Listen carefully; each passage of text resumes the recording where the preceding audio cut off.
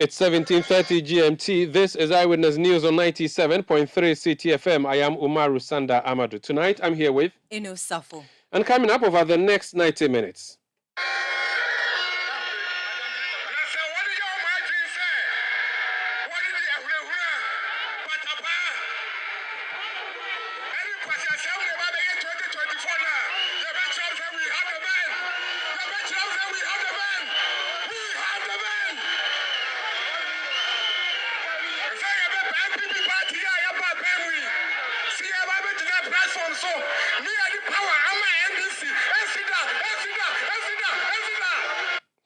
The comments by Agric Minister Brian Achampon that has got the whole of the NDC and a section of civil society talking.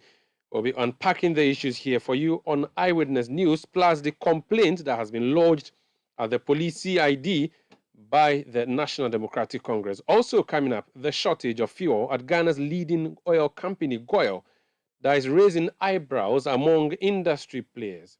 And later on Eyewitness News, John Dramani Mahama, the man who has been described as a presumptive flag bearer of the NDC, has taken his tour to the eastern region where he has been defending his record and poo-pooing that of the NPP.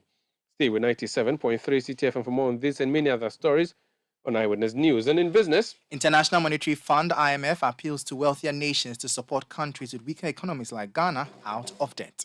That's in 50 minutes. Michael Ogbodu will be back with the latest in the world of business. Eyewitness News is live across Ghana on a number of affiliate stations, and across the globe, we are on citinewsroom.com. It's an interactive show. Do join us on WhatsApp 0549 986 996. 0549 986 996. You can send tweets using the hashtag CitiNewsroom, tweet at Umaru Sanda or at Citi973. And the world will hear what do you think. Across Ghana, we are on Adrian Power 100.7 FM in Takwa, Beach 105.5 FM in Takrady. We are also on Sky Power 93.5 FM in Takrady. If you go to the Bono region, we are on 95.9 FM in Suyani, and that's Greener FM. We are also in the Ashanti region on Adrian Power 99.9 FM in Kawia. If you go to the Volta region, we are on Heritage 107.3 FM in Hohwe, Freedom 88.1 FM in Sogakofa. If you go to the northern region, we are on Radio Gaki 88.3 FM in Saboba, and also in the Upper East region, we are on Quality 88.7 FM in Garu. In Northeast region, we are on Nobia FM 98.1 FM in Nalerigo. Do let us know what you make of the stories by sending your messages to us. Let's settle for details of our stories now. And Kwewu has become the preferred destination for Easter activities. And over the weekend, it's almost like the whole government has been in Kwewu. The president was there, the vice president was there, ministers of state, members of parliament, and other ordinary members of the public who've gone there to chill in various forms. Some engaging in paragliding, some engaging in, I don't know what to say. But there are other things that happened there that have caught the national headlines. It has to do with a walk that was organized by the New Patriotic Party and an address that was given to climax the walk. The address was given variously by Vice President Dr. Mahmoud Bawumia and other party members. But the one that is generating all the headlines is the one that was done or given by the Minister for Agriculture, the Member of Parliament for Abetifi, the former Minister at the National Security Ministry, the Honorable Brian Achampon. It has to do with what happens in 2024, the battle lines having been drawn, and the comments that he has made. Let's listen to what he said, which is generating all the debate, in case you missed it. The party are buying to rent Kakraba 2 year Kwaimu, Ukraine, Russia, war, COVID. Am I in 2 year day? I call from am I opposition? Who is Argentino? Am I 1 day a day? I call through and saying, let's say, yeah, possible to know. A Biden Shishaye Kwaimu, dollar every 17, about 10. Petrol every 17, about 9. And nearby in air confirm economy. It is possible. It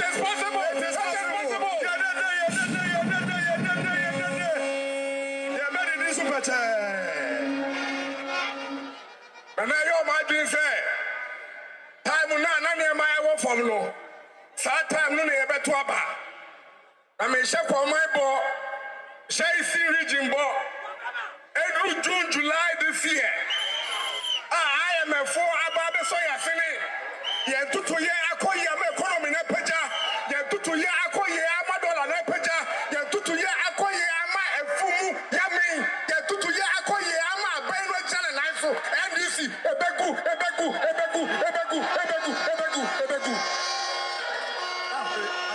Now, say, what did your margin say? What did the Huna, Patapa? Any question, never 2024 now. The veterans say we have the band. The veterans say we have the band. We have the band. Say about MPP party, I about Benwi. See about the platform. So me and the power. I'm my NDC. Esida.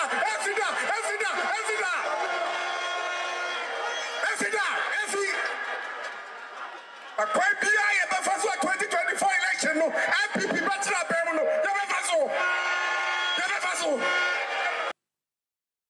So that's Brian Champon, former Minister for National Security, Member of Parliament Abetifi, Minister for Agriculture. He was speaking in Chi, and it was in the Eastern region. Let me just paraphrase for you a few things that I picked from his statement there.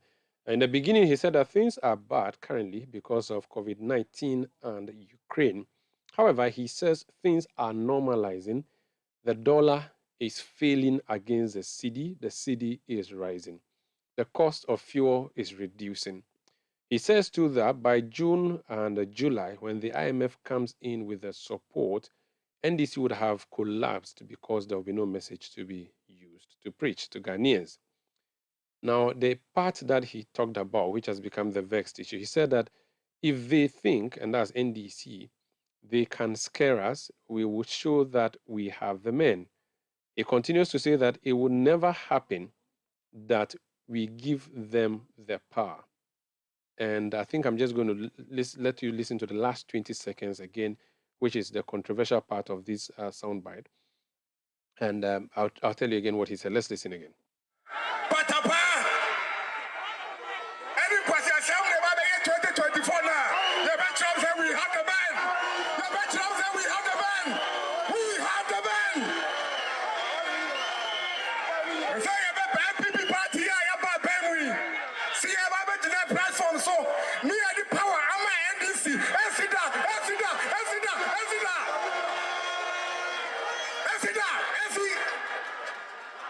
A quite be I the first 2024 election. No MPP bachelor Benwi. So the concluding part there, he says that whatever they would do to ensure NPP remains in office, they would do. Uses the phrase any way that will be deployed to ensure that the NPP remains in power, they will do so, and that they will never hand over power to the NDC, and that they will show the NDC that they have the men if it comes to it, and if NDC tries to use scaremongering in the election. Now, subsequent to this audio, lots of controversy, lots of debates has been happening. The NDC has taken a step. The first step is to report formally to the police. Philip Nilati of the Citi Newsroom is a man who went to follow the NDC team as it went to file a formal complaint today. You're welcome to Eyewitness News. Which police station did the NDC go to? Who and the people who went there, and what did they say? Thank you, Sanda. So the NDC legal team, led by Abraham Amaliba, went to the CID headquarters and also went to the Inspector General of Police office, all located at the police headquarters, to officially petition the CID and also the Inspector General of Police to act on this issue. The legal team, led by Abraham Amaliba, argued that when the issue of this nature happened somewhere in the Ashanti region, where the Swami youth organizer was said to have made some insightful statements, he was arrested. Some investigation went into the issue, and that the police took up the case immediately. And that has to be done with this issue that has to do with the Minister of Food and Agriculture and the MP for Abetifi. So the team made it a point that they would speak to the IGP. Unfortunately for Abraham Amaliba and the team that he went to, it's a 5-member team that went to the IGP's place today and also the CID's place.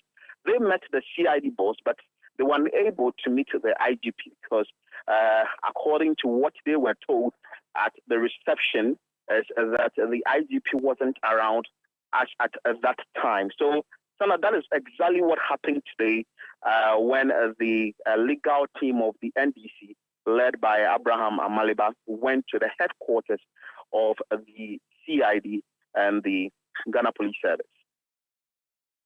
Okay, so Philip, it means that they managed to submit the petition to the CID but not to the IGP. Did they get any response from the police administration, verbal one that you can quote? So with the CID boss, that they personally presented the petition to the CID boss, according to Abraham Amaliba, because the media couldn't get the chance to be with the CID boss and when they were presenting the petition to the CID boss. But according to Abraham Amaliba, who led the team, made mention of the fact that the CID boss said that they are going to work on the statement and also on the petition that has been brought to them, waiting on some confirmation from the Inspector General of Police.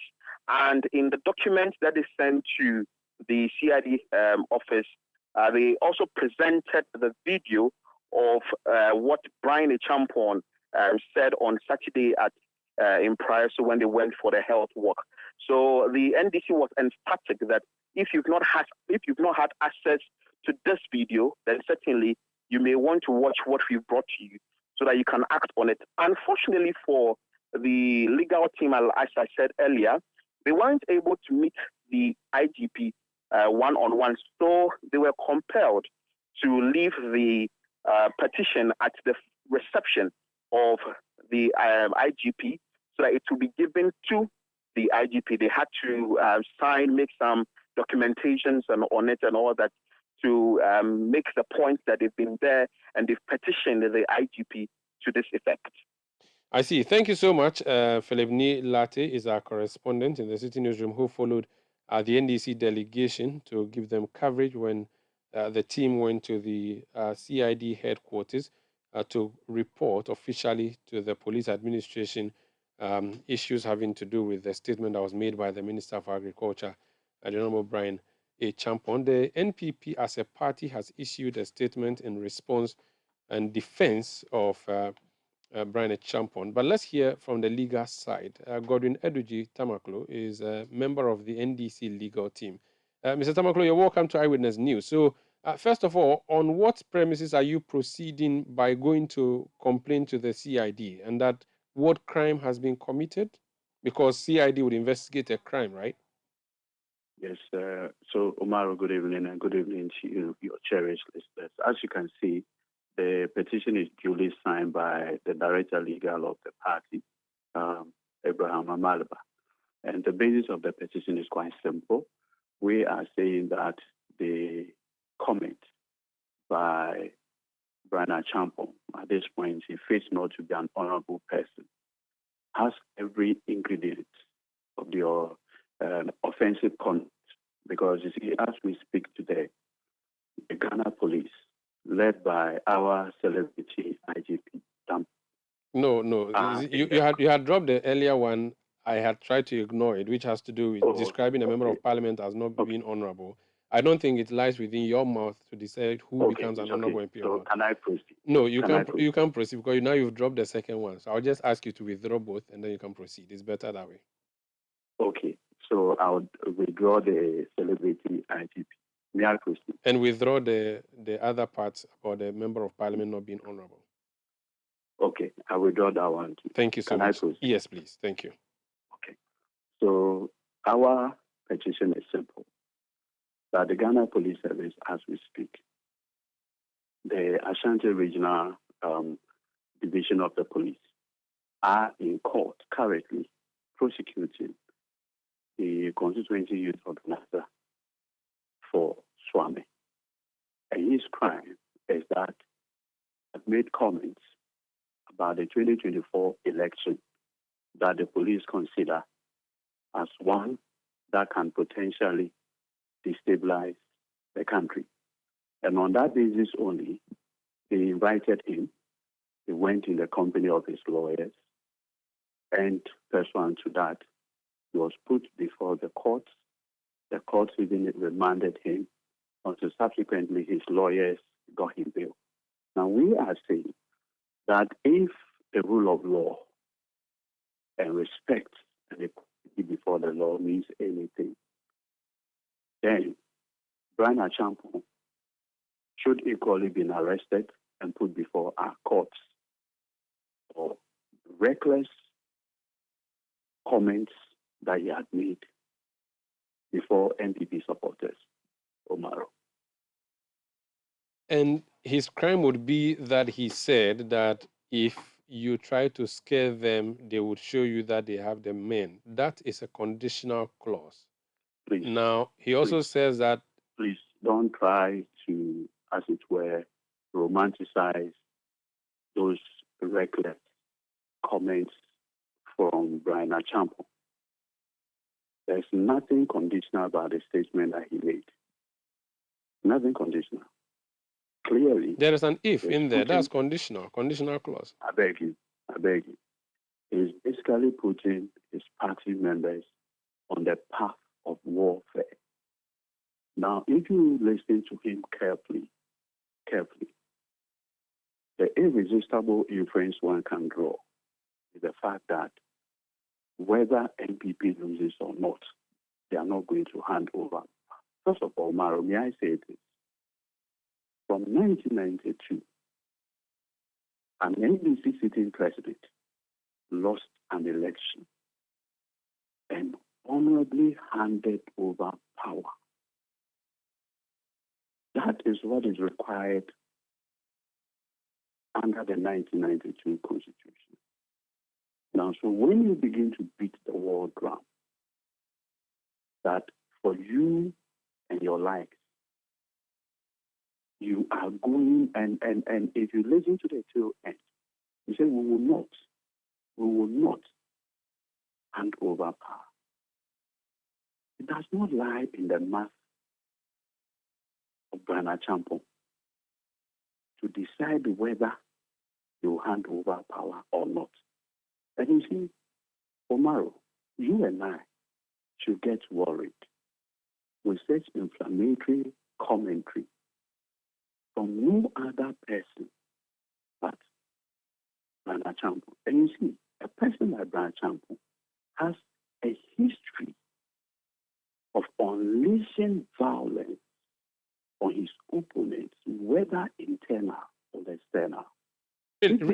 Really? Okay, let me recall. Thank you. Please. If you recall, when he wanted to become the parliamentary candidate of NPP for the Sumu constituency, you saw the bloodbath between his supporters and the supporters of Opariansa on two different occasions.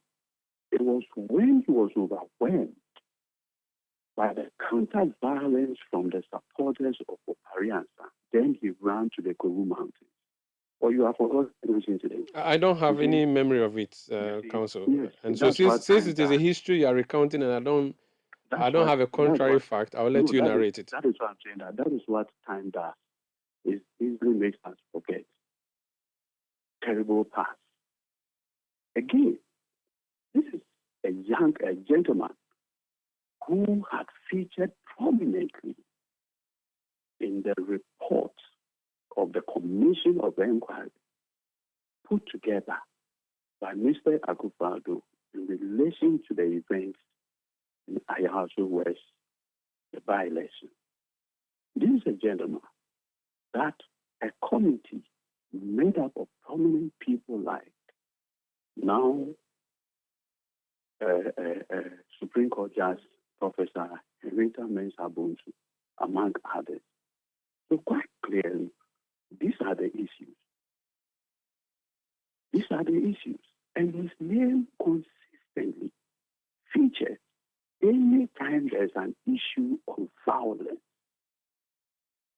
and Umaru, it should be worrying. But I don't know, you are the lawyer, so in that report of the Ayawaso West Wagon Commission of Inquiry, has there been any adverse findings made against him, for which reason you are citing this to back your statement? Yes. In fact, where the commission said what? It should be... Yes, the commission said he should be reprimanded for the deployment of the Azugu-led tax. Read the report. And in fact, if you read the white paper attempted to whitewash him. But what is not in doubt is that the Commission of Inquiry, being a fact-finding commission, found as a fact his involvement directly in the events of Ayawaso West Wagon. It is clear in the report. It is clear in the report. And so when such a person, in such a reckless manner, make those pronouncements, the NDC is not going to take it lightly.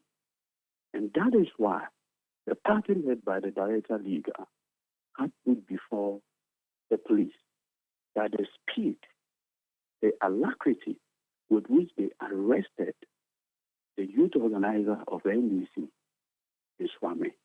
They should apply the same principle.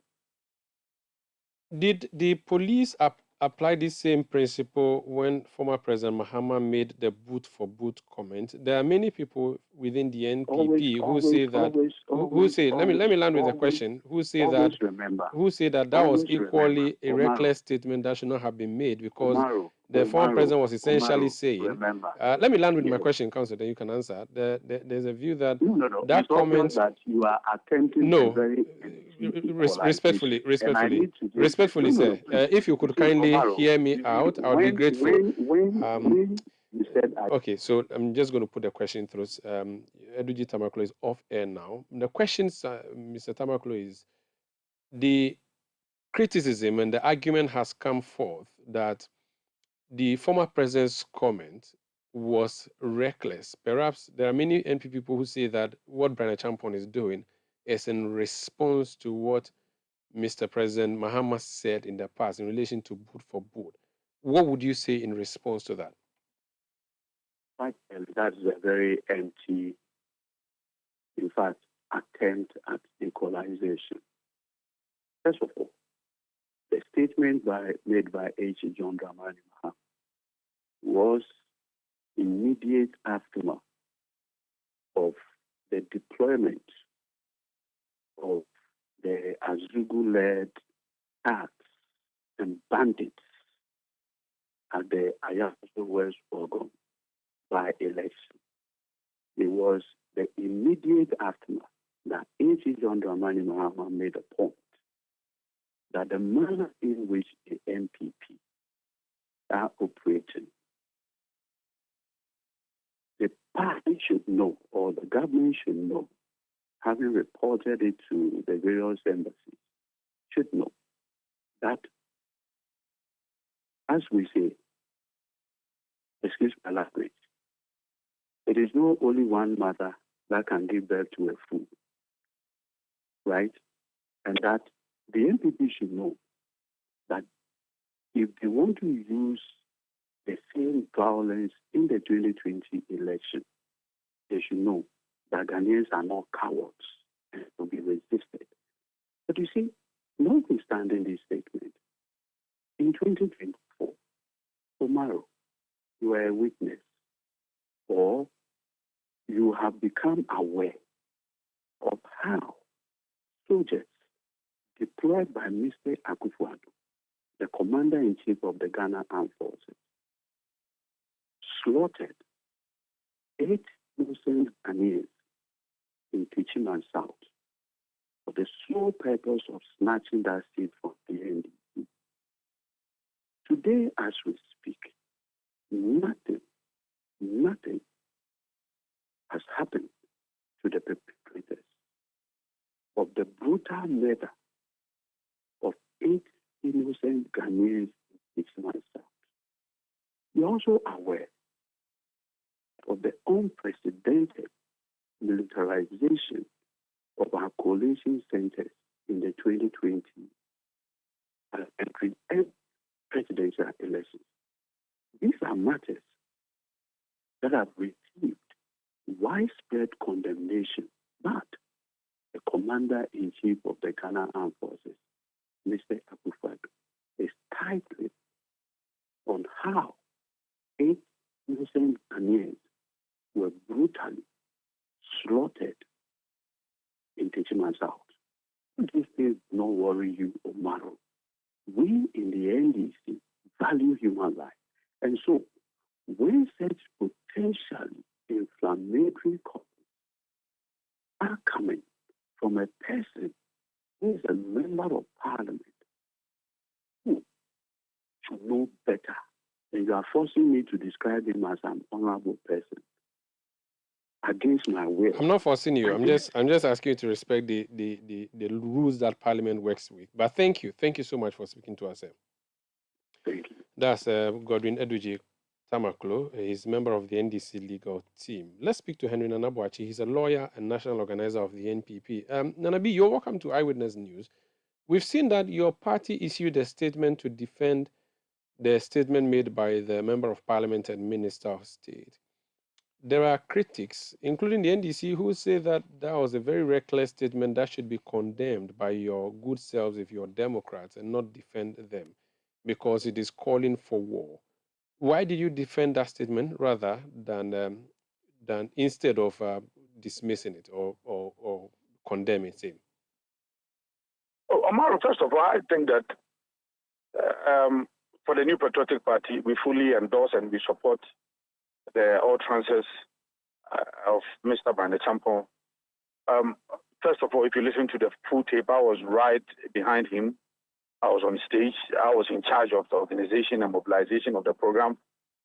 What he said was that the NDC, has this thought that because of the economic downturn, because of Russia-Ukraine war, because of COVID, and because of how economically challenged we find ourselves as a nation, they were going to ride on that and to project to political victory. But however, we've seen a glimpse of economic turnaround. We've seen that petrol prices are coming down. We've seen that the dollar is gradually stabilizing. We've seen that very soon the IMF deal will be in, and then there will be some stability regarding economic management. So if the NDC is of the view that they were going to snatch political power because of the economic downturn, that is not going to happen because you are going to manage the economy also. The NDC is going to collapse. For that matter, we are not going to hand power over to them. Yes, we support it because we are going to win. And once we win, we will not hand power over to you. If we lose, we will hand power over to you. Honorable Bande-Champon never said that whether the NDC loses or the NDC wins, we are not going to hand power over to them. He never said that. He never said that MPP, whether we lose or we win, we are not going to hand power. He never said that. Neither did he say too that if we lose, we are going to hand. If we win, we are not going to hand over power. That is why I gave you. That is why, Umaru, I gave you the premise. Earlier on, don't forget that he had earlier mentioned that the NDC is of the view that we are going to win political power because of the economic downturn. So there's a particular foundation. But you see, the language was specific and direct, Nanabi. I mean, you are Khan, I am not. But listening to him and what he has said, and the other Akan speakers who have said what he said is condemnable. Like then what? That in fact, if you like, I could just play the last 20 seconds of the audio can't. for That is what I'm saying. That yes, so, because you are repeatedly you are playing the last 20 seconds.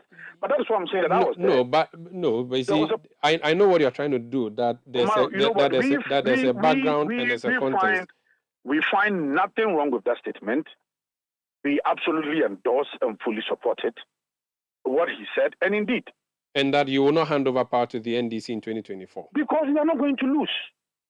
Because you are going to manage the economy. But when he says when he says Akwan Biaso, whichever way we are going to ensure we remain in power, we are going to do. That acquiring could include so many other things, don't you think? No. That Why would leaves you want to say it include many other things? No, acquiring beer means it will include every legitimate means. No, he didn't use. Yes. He didn't use You know legitimate. What? No, I'm coming. He could have used legitimate. He didn't use. If he leaves it open, Nanabi, if he left an open statement out there, which is subject to interpretation, it is for that reason we are having this conversation. Okay, that is your interpretation. If he was specific, there would have been no need for this conversation. If he had said that, if we lose, we'll hand over. But if we win, we will not hand over. Then that one, there's precedent to it. You won in 2016. You won in 2020. You are not listening to me. Explain to me. If you called me, yes, I've said that he laid a foundation. I've mentioned to you the foundation, so I'm not going to repeat it. He did not say it in vacuum. His narration was premised on a certain foundation. And the foundation is that, yes, the NDC is of the view that they will win the political power because of the economic downturn. But however, we are managing things very well. Things are looking good. We are hoping that it will be much, much better. If it becomes much, much better, we are not going to hand power to them because we are going to win. So whatever interpretation you have, I cannot begrudge you. But this is the interpretation we fully support it. That is why he laid that foundation. Now, the second point he made, contained in his speech, was the fact that, you know what, in recent times, you were even only stressing on the fact that former President Mahama had said that boot for boot and all of that. No, before then he had said that the NDC is a violent party. They were born out of revolution. He did not say NDC is a violent party. He said they have revolutionary. He said they have revolutionary antecedents. Unleashing violence. Okay, yeah, but it does not mean they are a violent party. You see, now you are putting your own interpretation. No, I am not. I am just I'm not going to let you misinterpret, but I could let you make your inferences. But I'm just saying that if you are quoting, then just quote completely. That is the challenge I mostly have with you, because when I was mentioning Honorable Mane Champon, you wanted to put a certain interpretation on it. In the face of I have not denied you. I have not denied you the right to interpret what Mahama said. Okay. I'm just saying that. Let's go I'm saying that if you are quoting him, good. Quote him. Former President because the quotes are public out there. Yes. The NDC is born out of a revolution. Great. We know the features of a revolution: bloodshed, visiting mayhem. We know the features and characteristics of a revolution. So when it comes to unleashing violence, we, the NDC, we are unmatched. Meaning that, yes, we are a violent political party. And then he says that for 2024 elections, at the polling station, it is going to be do or die. It is going to be put for put. Not only that, their national chairman, Mr. Sidi Ketia, when delivering his acceptance speech, when he won the elections, and the video has gone viral, says that we are going to do anything possible to win 2024 elections, even including sacrificing lives. The video is there. That video, let me announce to you. Umaru, I'm coming. That video is doctored. You do know that, right? No, it's not doctored. It's not doctored. What I've seen is not doctored. He said that they're going to do anything and everything, even including sacrificing human lives. But you know what? What we have done now is that we have just finalized a petition. We are forwarding the petition to the police CID. We are calling for the arrest, immediate arrest, investigation, and prosecution of the former president, His Excellency John Dramani Mahama, for all of these comments that is made, and how we are of the view that it undermines national security and the peace we are enjoying. It undermines our democratic stability. We have included the national chairman of the NDC, that he has also made statements which, in our view, also undermine the peace and stability we join as a democratic nation. We are just proceeding to the CID to hand over the petition. So we are also doing these things. And we are calling for the arrest of these two gentlemen, former President Mahama and Chairman Nasiru Ketia, for these comments they made. Okay. Let me read for you something that has been published by the state-owned Graphic on its website, graphiconline.com. It's titled, Presidential Staffer Apologizes to General Mosquito over altered video. That story was published on April 11, 2023 at 15:39 GMT. It says, Mr. Dennis Miracles Abuaji, the Director of Local Government Services at the Office of the President, has apologized to Johnson Asiedu Nketia, the National Chairman of the NDC, for sharing an altered video of him. The new Patriotic Party member shared a video of the NDC chairman purportedly urging his supporters to risk their lives in the 2024 general elections. However, Mr. Abuaji has since apologized and clarified that the video he saw and shared had been doctored. He subsequently withdrew the earlier post and expressed remorse for any misunderstanding caused.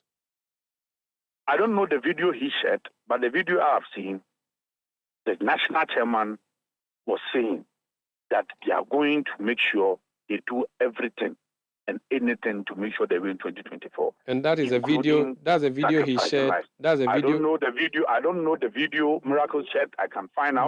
But you have just what I've seen. Nanabi, hold on. You have said Yes. the content of the video, and that's exactly what he has withdrawn and apologized. I don't know. I don't know. I don't know what he withdrawn. You have explained what is in your video, which is what he has just explained to be Umaru, doctored. sometimes you drag me. I said I am not dragging. Yes, it's not him. Know. I'm saying that he's a member of your party. He works at the Jubilee House. Read it, but I don't know. The video but you what saw. I have seen as national organizer having this interview with you, I don't know about that. What I have seen is that the national chairman said that they are prepared to do anything to make sure they secure victory in 2024, even including sacrificing life. And that is what I've seen. Even if your colleague party member says those comments were altered and doctored, I don't know. You would want to proceed on your... I don't have any idea. I may have to verify it independently. You are just telling me. I don't know. Very well. Thank you. Now that the NDC has petitioned the CID, inviting the Minister for Agri to be investigated, I presume that you would be going to defend him as well, as the same way they went to lodge the complaint as a party. I particularly, I mean, as I said, the police CID would process this petition, and if they find it meritorious for any of the actions that the petitioners have requested, so be it. I mean, they have their own thing, but then we should not forget that it is their discretion to also assess, process this petition, and if they find it meritorious enough for them to take any further action, they will do so. But what I have said is that for the new Patriotic Party, we have also finalized a petition for the arrest, investigation, and prosecution of former President Mahama and Mr. Johnson Asiedu Nketia. Isaac just sent a message which he wants me to read to you before you go. He says that since 92, it's only parties that lose power that hand over power. So what would be the point of a party that wins power talking about not handing over power? And that is only when you lose power that you hand over. So what's the point of even mentioning not handing over power if you have won? Oh, yes. For me, that is my view. My view is that we are going to win. So once we win, when you lose, that is when you hand over power. We are going to win. So once we win, we are handing power over to ourselves. That is to the next presidential candidate. That is my view. Thank you so much, Henry Nanabuachi, National Organizer of the New Umaru. Patriotic Party. This is Eyewitness News on 97.3 Citi FM. We return with more. Please stay with us. Eyewitness News. Be there as it happens. You know, Papa, see that? And it's rickety car. Hey, Papa! Papa! Bobo, so how your engine now? It is half man, half amazing. Thanks to cause and you can feel better energy. Can't touch this. Actually, guys, so Sancho's engine just died like that. Yes, so somebody managed to convince him that there is a better engine oil than quartz, and he switched. Sancho Panza. Now, which engine oil can be better than Quartz? No other, my guy. Quartz with its age-resistant technology, it keeps your engine younger for longer. Now you know. Have you guys seen the new bottle design? It's superb. Quartz 9000 from Total Energies DA improves fuel efficiency. Why do you think Mr. Mane and Logoso have taken the Quartz Nation movement World Cup like that? Sorry. Chairman. Quartz. Keep your engine younger for longer. Yes, it's NASCO Small Appliances Flash Sales Promo. You stay in or get outside. Happy times with your family, picnics, and more. Get go with the iconic NASCO Small Appliances. Your NASCO kettle, 99 Ghana cedis. Blenders, 279. NASCO coffee maker is going for 139 Ghana cedis. Portable dry iron, 99 Ghana. Portable water boiler, 129 Ghana cedis. Standing fan, 299. High quality popcorn maker, 259 Ghana cedis. You can take these anywhere as a joyous festive season awaits Ramadan and Easter. Blenders sandwich maker. Yes, it is love from NASCO. And for those who want to stay indoors this season, go for your NASCO TV, AC, fridges, washing machines, and more. The iconic NASCO Small Appliances will take you everywhere. Call 024-243-9437.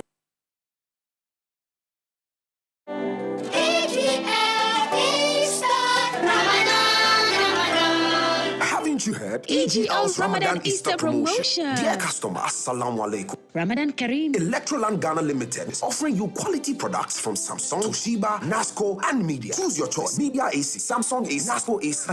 Sell confusion at your bazaar. Ramadan Mubarak. With 229 Ghana cedis, get yourself a NASCO gas stove. Buy one, get one free. So stocks last. With 1,099 Ghana cedis, and NASCO television is yours. Grab your TV ranging from 32 inches, 40 inches to 98 inches. I tell you. Simply put it, all types of refrigerators and washing machines, microwaves and sound bars are available this Easter and Ramadan. Electroland Ghana Limited Easter promotion. Don't let this opportunity pass you by.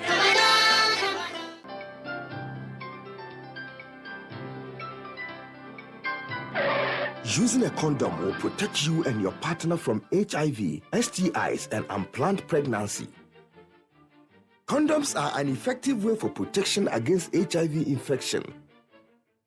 Don't take risks. Use a condom every time.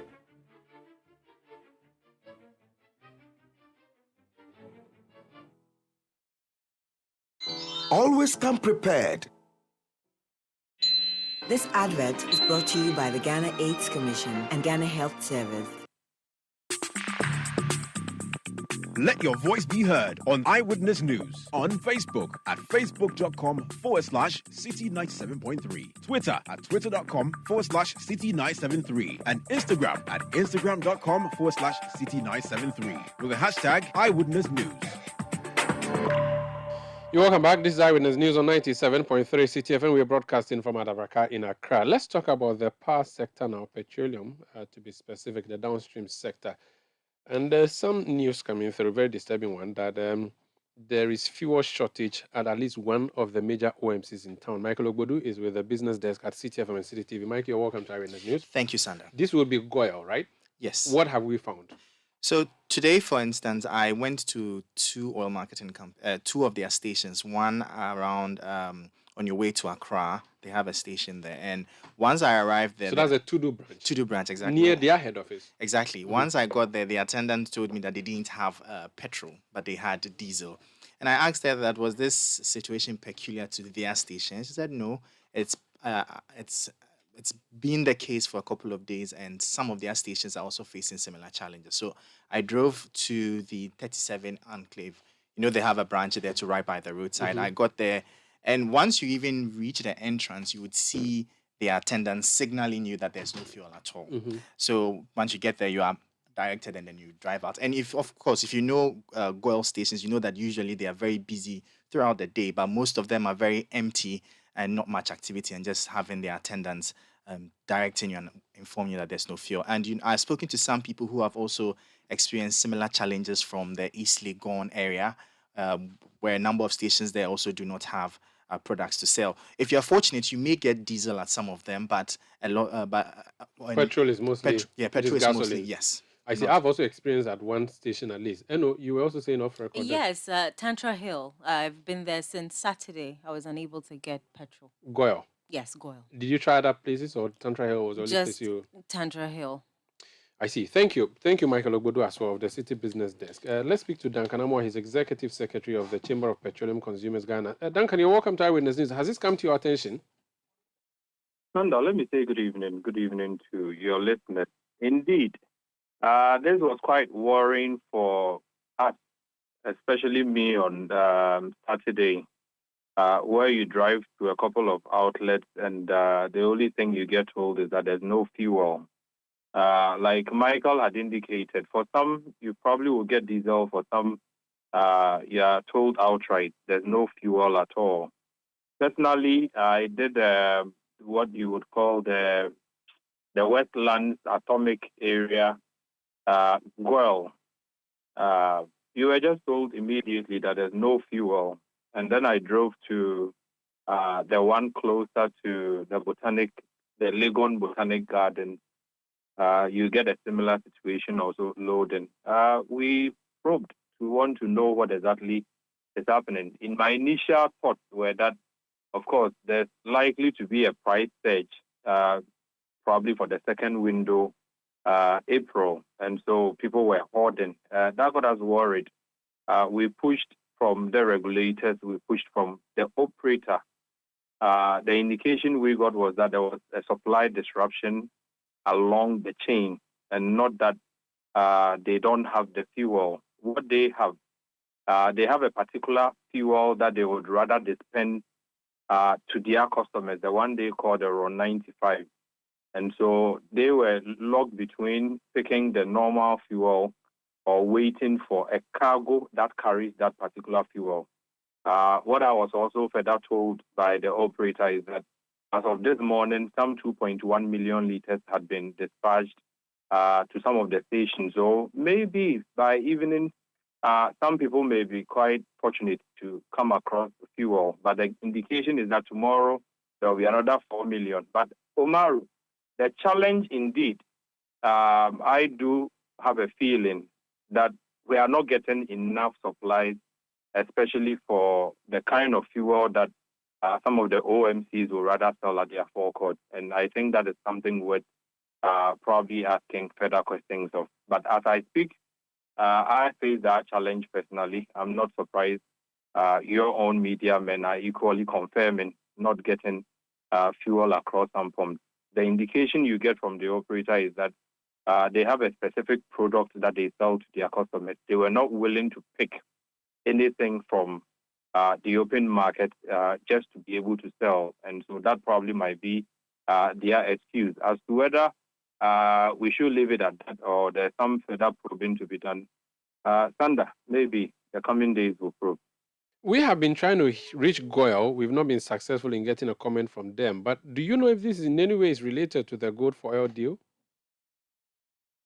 Sanda, what I do know, the gold for oil, you recall we've spoken a couple of times, expressed some misgivings about gold for oil altogether. The implementation module, for us, we envisioned it would lead to some of these challenges. Although I cannot specifically say that the current challenge on our hands is simply because of gold for oil. But Sanda, you have a current market which operates largely on deferred payment or credit, facilities available to the oil marketing companies and even the BDC. Now, you say that Bank of Ghana has made gold available through PMMC, and so you use the gold to pay for the product, and then it goes through all the processes, it comes to bust. Then the demand for both documentation and payment, upfront payment, before you can lift the product. Sanda, if the implementers of the program are actually listening, that is creating a lot of challenges for the downstream. Because like I indicated, you have a situation where the other major traders, you talk of Trafigura, Vitol, Glencore, and the others, are bringing products to the Ghanaian market, BP. And then they give the market 90 days, 120 days credit to sell the product and pay back whatever they've been able to give to them. Then government creates a program that says, you would need to pay upfront before you can load the product. Sanda, mind you, the same government, whether you like it or not, would at some point also buy products from some of these operators and not be able to pay on time. So if you are asking cash for gold for oil products, when the other traders could simply bring them products on credit, you would simply lead to market disruptions. I will not be surprised that at some point we abandon the program altogether, because it probably might not be bad if you look at the premise of it trying to sustain the forex situation. But as to whether the module where you bring, there's so much documentation in order to be able to buy the product, before that you would also need to make available ready cash. Standard, the market does not operate that way. And those are some of the challenges that we have envisioned the Gold for Oil program could lead to. Market disruption is a natural thing, and I'm not sure the operators or the implementers would listen. But if they would, they need to tweak it a bit so that it suits the kind of market model. As to whether the kind of market model we also have, if you allowed the operators now to pick products and give them 60 days or 90 days, they would all come back with payment. Sanda, your guess would be as good as mine. And that is why we think that we would need to be very careful with that program altogether. It's a trading program. Very well. Let's keep trying. Thank you so much for speaking to us, Duncan. Thank you, Sanda. That's Duncan Amwa. He is Executive Secretary of the Chamber of Petroleum Consumers Ghana, COPEC. Let me say that we have repeatedly tried to hear from Goyle. We've not been successful. However, our correspondent in the northern region, Mohammed Aminu M. Alabira, has just sent me in the last 20 minutes a message saying that the Goyle filling station in Bimbila has a no petrol notice displayed at the entrance. And we will keep trying. If we get through to Goyle, we would bring their response to you on what exactly the situation is. But for now, though, we have to make way for business news. And then there's Point Blank. On Point Blank tonight, my guest is the gentleman on the NDC side who is seeking to go to Parliament from the Okaikwe Central Constituency. His name is Baba Sadiq, known in the entertainment world. Now he wants to go into politics. How is he going to do that? We'll be having a conversation with him when we come back. Please stay.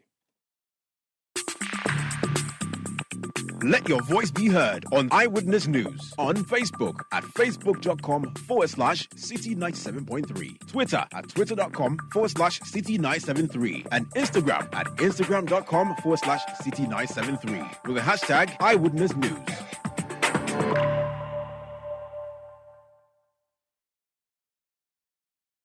Get the details. Every significant financial transaction, every market movement, and all the policies that affect your business. Citi Business News. Be informed. Time now for Citi Business News on Eyewitness News, powered by citibusinessnews.com. My name is Michael Obodu. Let's settle for the details now. The International Monetary Fund, IMF, is appealing to wealthier nations to support Ghana and other weaker economies to help them out of debt. The call comes at a time when the fund has seen a $1.6 billion shortfall in its funding in the face of global economic crisis and debt distress. Speaking ahead of the IMF and World Bank spring meetings in Washington, the head of the IMF, Kristalina Georgieva, says poorer countries must be supported to revive their economies. Central banks have to continue to keep interest rates higher to combat it, and that is on the way of restoring the prospects for robust growth. We have seen from low interest rates, abundant liquidity to high interest rates, and less available liquidity has exposed vulnerabilities in the financial sector that made the task of policymakers even harder. So in that context, what we are projecting for this year is, despite the remarkable resilience of consumer spending in the United States, despite the uplift from China's reopening, global growth would remain below 3% as we projected it earlier this year. And what is more concerning, it would remain around 3% for the next 5 years. That does not give us high hope for meeting the aspirations of people, especially poor people around the world, and most importantly, poor people in poor countries.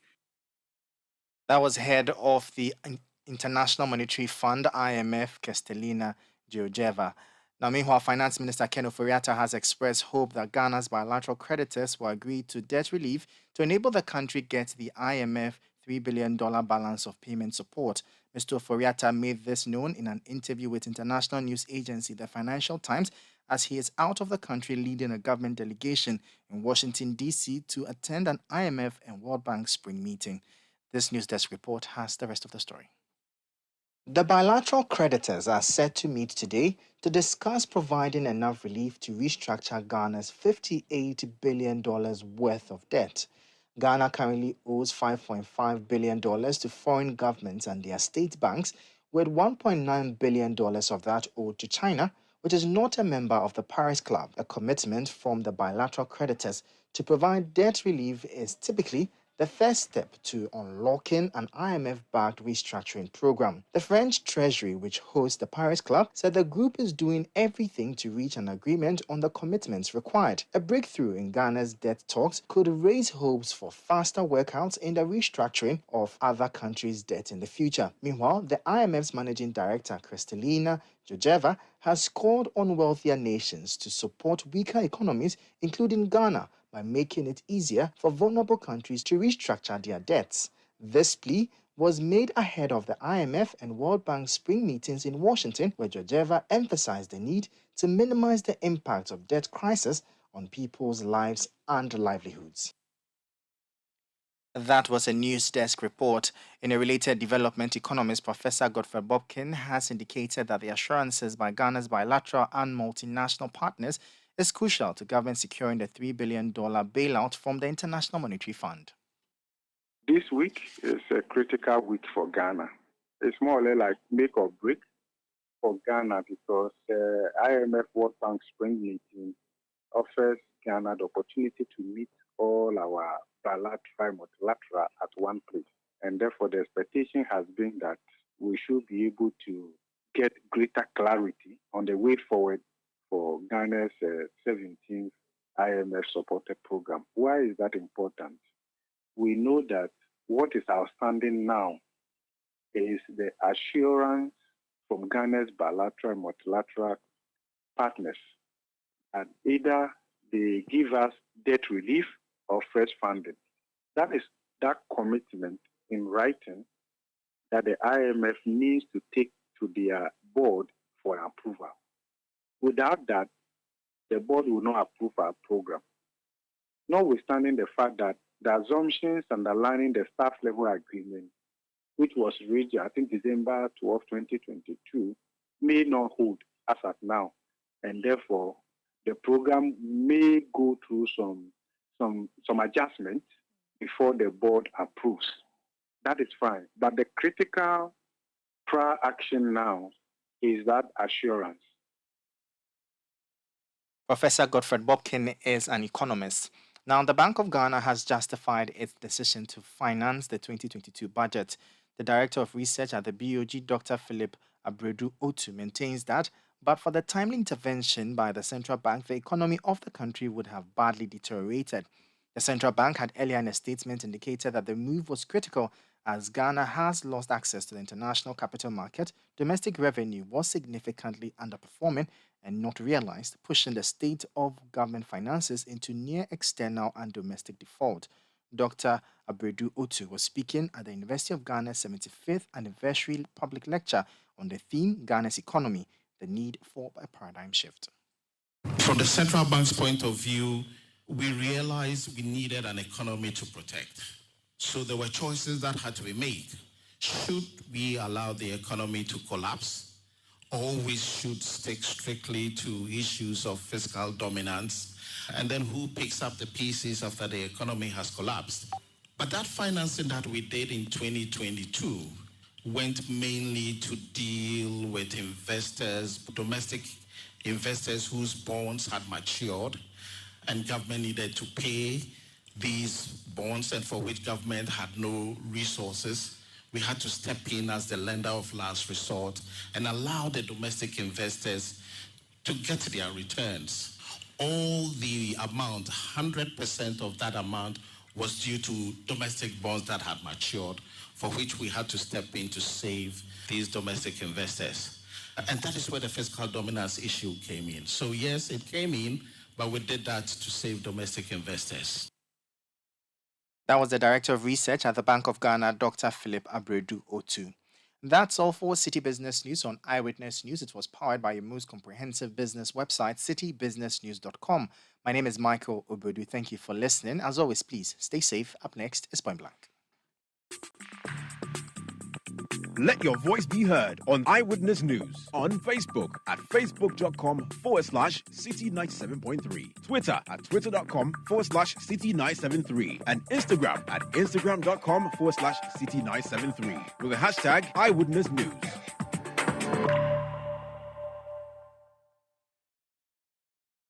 You know, Papa, see that? And it's rickety car. Hey, Papa! Bobo, so how your engine now? It is half man, half amazing. Thanks to Cause and you. Don't feel better energy. Can't touch this. Actually, guys, so Sancho's engine just died like that? Yes, so somebody managed to convince him that there is a better engine oil than Quartz. And he switched. Sancho Panzapa. Now, which engine oil can be better than Quartz? No other, my guy. Quartz with its age-resistant technology, it keeps your engine younger for longer. Now you know. Have you guys seen the new bottle design? It's superb. Quartz 9000 from Total Energies there improves fuel efficiency. Why do you think Mr. Mane and Logoso have taken the Quartz Nation movement World Cup like that? Mr. Mane. Sorry. Chairman Mane. Chairman. Hey, Quartz. Keep your engine younger for longer. Eyewitness News.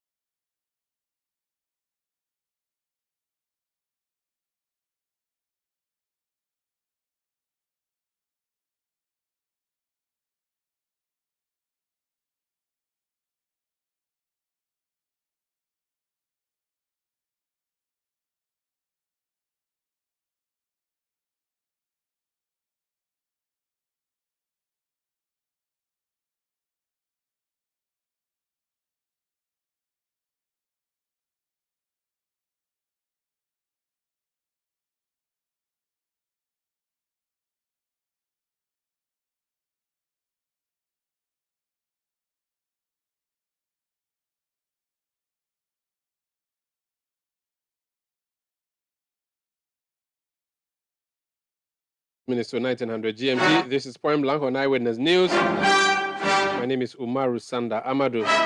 Tonight on Point Blank, the NDC is ready to elect not only a flag bearer, but also parliamentary candidates.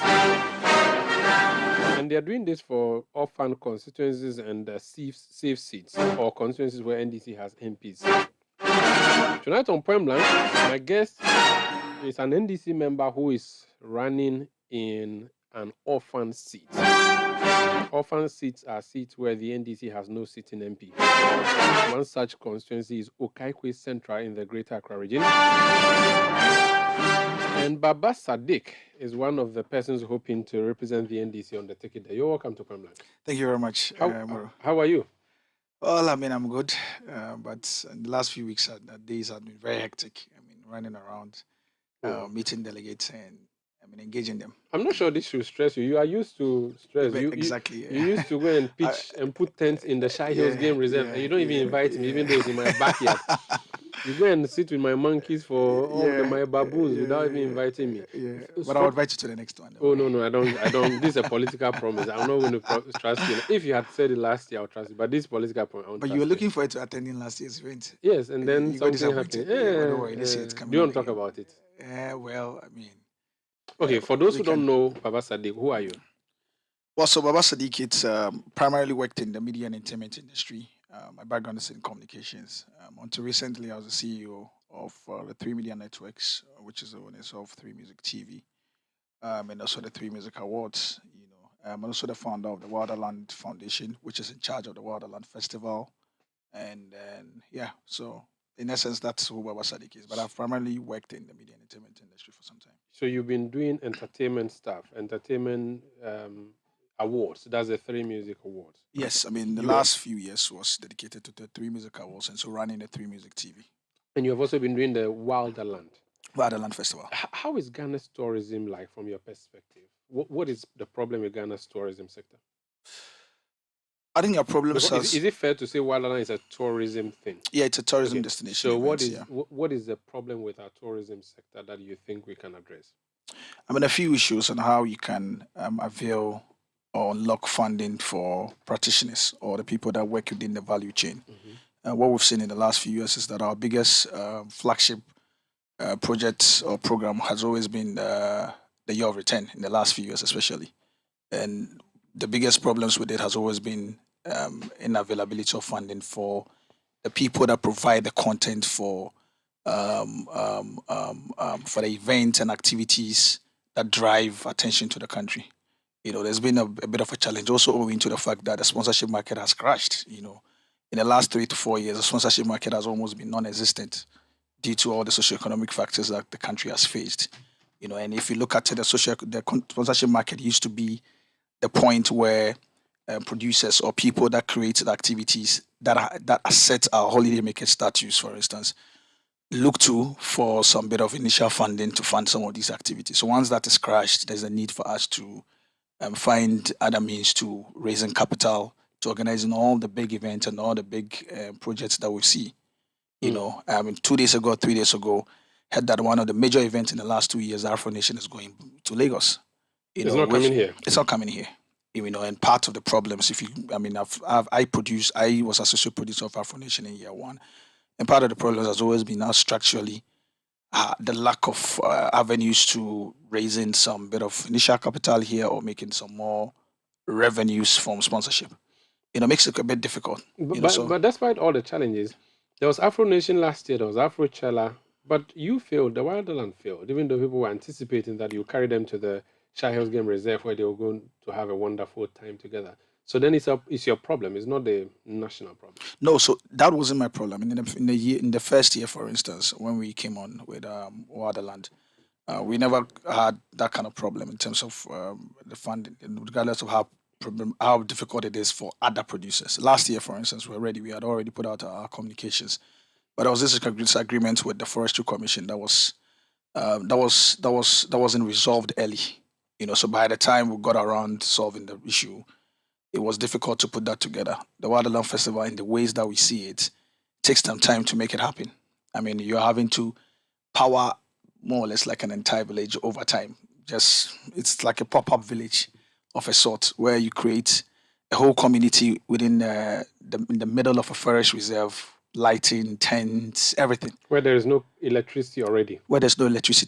And so it requires a lot of work. And if anybody that has seen Baba Sadiq work will tell you how I do not want to leave gaps in doing these things. But there are people who hold the view that a lot of state actors and state institutions are the problem when it comes to these events, organization, and so on. Now, you mentioned the Forestry Commission. Is it a suggestion that the problem came from the Forestry Commission? Yes, the problem did come from the Forestry Commission. Also, because they were not allowing you to do what you had to do. I think the Forestry Commission didn't see the overarching vision and what we saw.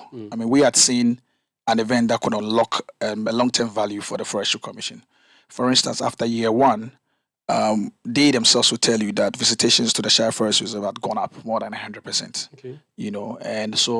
And there was a lot more we wanted to do. We recognized that they had some operational challenges at the Shire Forest Reserve. We wanted to, through the event, for instance, be able to run a project that could avail some operational logistics to them, like a vehicle that we're trying to apply to Nissan to be given to them to help them meet some of the operational challenges. Again, because they didn't have a lot of accommodation facilities, we wanted to avail the tent. The tent that you saw at Wilderland Festival belongs to us. And so we wanted to avail it for them all year round. In fact, some of my tents are still at Forestry Commission. In fact, there's a tussle as to whether they're going to release almost all my tents for me or they're going to hold on to it. In the last 2 weeks, I went there looking for all my tents. I was angry because my point was that you can't say to me you don't see any value except money and heavy funds and nothing else, and then you want to hold on to my assets. I would be better off put it down than to avail it to you. But I think that was a challenge. Very well. So that's entertainment. Let's talk about politics now. Why do you want to do politics? You're doing fine in entertainment. Yeah. You are a recognized brand. You've organized all these things in the past. Why do you want to go to politics? People think politics is dirty. Why do you want to go and soil your hands? But I don't think I disagree that politics is dirty, first and foremost. But I think I kind of evolved into it. In the last 10 years especially, I've been sort of a youth opinion leader in the constituency, where I've been organizing a lot of social events, lifestyle events, medical events in the constituency. And I've also been available for a number of the young people. Trying to enable them one way or the other, either through job placements, making funds available for them to learn a skill or two and all. And so I kind of evolved into it. And so having been doing that and also being a member of the NDC in Okaikwe Central for some time, it sort of came as a call, particularly after seeing me work with the party as a spokesperson for the tourism, art and culture sector in the 2020 elections campaign. Having seen that and experienced what I did, then the call started to come. That, you're a member of us here. You've already been impacting society with all the things you've been doing in the last 10 years. And so we kind of think that it's time for us to have somebody that emerged from us, was born with us, grew up here, and has been able to, show some glimpse of brilliance in whatever he does. And already you're impacting in the society, and you're also closer to leadership. And so why not? So have you always been NDC? Yeah, I've always been NDC. From home? Is it a family thing, or you are the only one who chose to be NDC in your house? Yeah, well, my mom was a regional executive in the Greater Accra region, but I sort of socialized with the NDC in Okaikwe Central and then joined the NDC in Okaikwe Central, and I've always identified with the NDC all this while. Because it's a national broadcast. Those who don't know Okaikwe Central, which towns make up Okaikwe Central? So this Fadama, Abekan, Nyamiche, La Paz, what's the place called? Boche, Flat Top. Did I mention Tesano? Tesano, all to Abeka. So in essence, where your TV station is, it's within the Okaikwe Central. So Tesano is in Okaikwe Central. Yeah. Now, you mentioned Fadama. That is known as the hub of the National Chief Imam. What's your relationship with him? I've got a very good relationship with him. In fact, I've always been serving the Chief Imam in varied roles.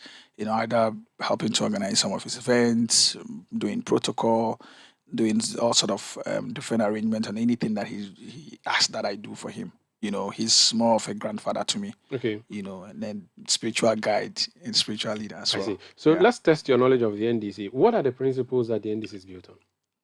Well, the principles of probity and accountability, and most importantly, comradeship. What do they mean? The probity, accountability, social justice that they keep repeating. What does it mean? Well, it means exactly what it means in terms of practical terms. So currently in Ghana, why do we need those principles? What are they? Why do we need them? Well, it's become even much more important to have accountable leadership now more than ever. In the last few months, what has been the biggest conversation we've been having? We've been having conversations in and around corruption. There's big conversations around what all the funds that the government got within their resource envelope was used for. There's a lot of questions regarding where did all these funds go to?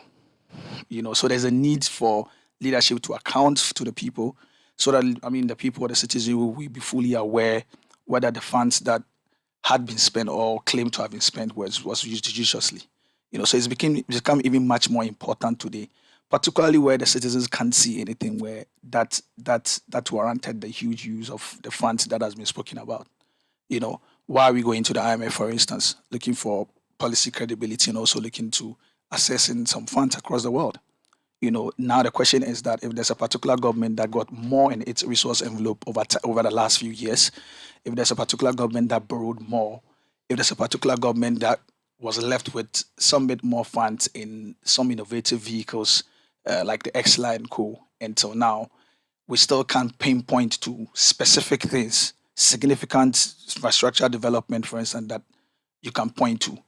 Then it raises the questions of what was these funds used for? So it's become even much more important today to seek for accountability for leadership than before. When it comes to issues of IMF, you don't have any clean hands in it, do you? You were the last guys who took us to the last IMF, and you also went there to seek policy credibility. You have no locus to condemn anybody at this time, do you? In this particular instance, we are having to call the hypocrisy, particularly of the MPP. What did the MPP say when we went to the IMF? What were some of the things? You went to IMF. Exactly. What was some of the things that we did different? We called. There was wide stakeholder consultations in terms of engaging civil society organizations, engaging the relevant stakeholders within the space, in having a conversation, in seeking direction in terms of what do we represent to the IMF. Recently, the civil society platform had commended the NDC government for the ability to consult widely. The ability to consult widely, and most importantly, pursuing that particular option. Does it matter? Today, does it matter if they consult widely or not? The burden is on them to develop the country, and if they think that they are going to go solo to IMF and come back with a program, so be it. It doesn't matter who they consult, does it? Well, it does. It does to a great deal, particularly where the stakeholders needed to know and understand. Because government needed to carry along the stakeholders on the new journey in identifying what roles would they play in the new scheme of things and what is about to happen. What is wrong? What is wrong with our economy? Well, I think that in the last few years, it's been the consumption and the fact that the state having found the needed reason to make certain significant investment in other sectors or industries that could unlock benefits for the country. I, particularly coming from the tourism sector, I see the potential the tourism sector presents to the state, for instance, but it doesn't come with the necessary investment that we expect to see in the last few years. By 2025, there's a projection that the tourism industry needed to generate about 5 billion to the state. How much more are we looking from the IMF? 3 billion. And so if you're looking to have this from a particular sector, it needs to come with that investment that would open it up, that would enable the industry and ensure that they run that much needed commerce that will bring that. So the attention should shift to that. What do you think the NDC, or what is the NDC planning to do in that regard? Well, there's a number of things we had promised in the last few years. Starting from our 2020 manifesto, there are things we've promised relative to creating a lot more jobs. There are things we've promised relative to training people and ensuring that they're able to create sustainable livelihoods of themselves so they can be able to live within their economy very well and also contribute their quota to the economy. So there's a number of things that we had promised from 2020 within the 2020 manifesto. And then even now, in the last 2 years, you've seen a number of the proposals that had come from His Excellency Imran Mahama, for instance. You've seen the proposals that have come from the party relative to having to reduce government expenditure, relative to having to ensure that the funds are judiciously used or are used for the investment that's needed to unlocking benefit for the country. Everybody speaks about the Terminal 3, for instance. The Terminal 3 was a particular investment that was made to be able to drive benefits to the country because it's a project that could fund itself and also raise significant revenue for the country. These are about some of the things that the NDC has always spoken about in times past and going forward. These are about some of the things that we've always insisted that needs to happen. If you got a chance to go to Parliament and in January 2025 you are sworn in as a member representing the people of Okaikwe Central, what would be your priorities in the House? Not in the constituency, but in the House. Legislative duties in the chamber. Well, ideally, the work of the member of Parliament is to make laws. And so definitely, as and when, depending on how you know that a number of the laws that is made at the parliament is dictated to by the executive. I mean, the executive will make the necessary proposals that would ensure that we work. And then again, a number of the things that would happen regarding my activity would also come from leadership. Leadership reserves the sole right to determine which committee I serve on, for instance, or which specific role I play. So to a large extent, it will depend on the factors that happen when I go into parliament. But you can also most importantly, right. Most importantly for me, primarily the interest would be now that everybody knows that ideally the role of the parliamentary member of parliament is to be a lawmaker, a legislator. But we know that the role today has morphed into all sorts. It goes beyond just being a lawmaker. It goes beyond your committee work, for instance. It goes beyond how you can leverage your insight, your experience, your understandings of specific areas of the economy. It goes beyond that to include how to directly provide certain benefits to your people. We'll get to that. We've understood that today. Yeah, so we'll get there. But since there's this clause of private members' bill where you can also bring your own law to the House, considering that it meets all the necessary criteria, is there something you feel in your heart that ought to become law that you possibly be proposing if you got a chance? Or is there some law that you think should be removed from our books? Or is there some law currently that you think you would be supporting or against? For me, I mean, specifically also having come from the tourism and creative industries and having operated in this industry for some time and having identified that it's one of the powerful industries that could unlock massive benefits for the country. I've already spoken about the projection that it's going to make about $5 billion for the country. And so I would want to see a lot more laws being enacted to enable industry, or some of them amended. For instance, the copyright bill needs to be amended.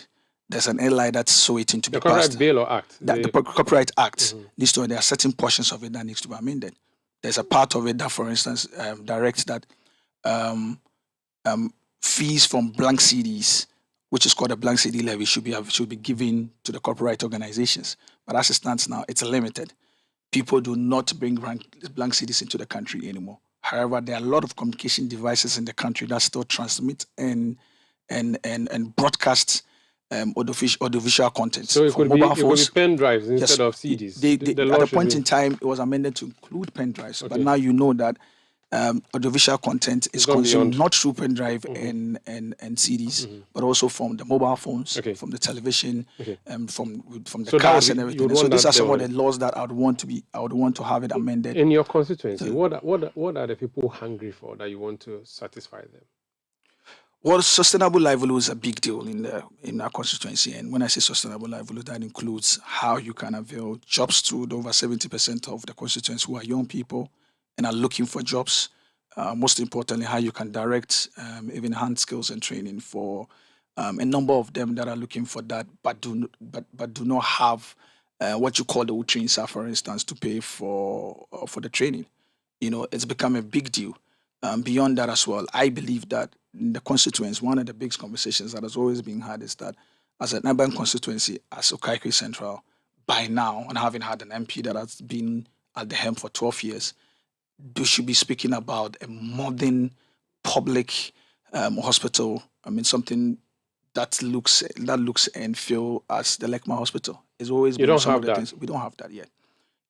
But jobs is a La Paz Community Hospital not in your... It's private. Oh, it's private. Okay, I'm talking about a significant public, hospital or health center that could, address the health needs of the people. Most importantly, and you see, when you have a public hospital, it's an economic system in a way. It's not just, it doesn't only address the health needs of the people. When you build in and around the hospital could enable a whole value chain that provides, or that also enables the prosperity of the people and also enables the sustainable livelihood that I speak about. I drive in your constituency. Asphalt road is not a problem for you. Your roads are pretty good, and they also owing to the fact that it has some of the major roads, and so for every government, central government, there's the need for you to having to ensure that some of these roads. It's not credit to the member of parliament who lobbied and got that done. Like I said, Okaikwe Central has some of the major road networks that connect La Paz to Circle, that connects La Paz to Accra, that connects the N1 road part of the N1 road Dakuma sits on the and road, Dakuma and Dansuman. And so for every central but government still that wants to anything- enhance, I'm coming. For every government that wants to enhance productivity, there is the need for you to ensure that some of these roads are done. We understand that some of these things were directed from the plans that the urban roads, the plans that the what's it called? We're rolling out highways. Highways had rolled out, and so some of these things were included on there. I don't think that there should be a certain special mention. You have or slum call for that. communities in your constituency, don't you? What do they need, these slum communities? Well, like I said, sustainable livelihoods. They want their lives to be maintained either by availing jobs for them. This either by government ensuring has that- what they call inner city development. Has that not affected them positively? For which reason? I'm yet to see specifically some of the things that has been done in Okaikwe Central constituency from that particular program. Let's talk about your own internal elections. You are going to go against anybody, or you are going to unopposed? I'm going against three other candidates. And you think you can beat all of them? Why? Well, I think that there are certain things that makes me a refreshingly different candidate. The fact that Baba Sadiq resonates with the 4 voting blocks in the constituency, particularly for the NDC. There's this hard to reach one block that I resonate with very well, particularly the youthful. I mean, the Akan block has been one of the hardest to reach block of the NDC in the constituency. I mean, of So you have course, the we do Akan get. block? Which So are we've the- got which the are the 4 other blocks are the Akan block. We've got the Gadame block. We've got the Vota Ewe block. We've got the Muslim Zongo Northern block. So these are the 4 voting blocks. And so for the NDC to win in the Okaikwe Central, you will need a candidate that resonates with these 4 voting blocks. Beyond having a candidate that resonates with these 4 voting blocks, you need a candidate that understands the needs of the people and is innovative enough to be able to create in their ideas that could turn them into solutions for the people. Most importantly, you need, in fact, from 96 till now, the constituents have indicated to us how they vote.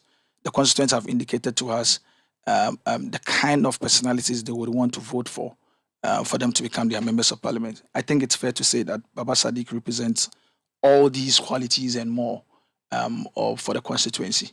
And so this I think makes me different from other So you think candidates. you can penetrate all these 4 blocks and it would help you?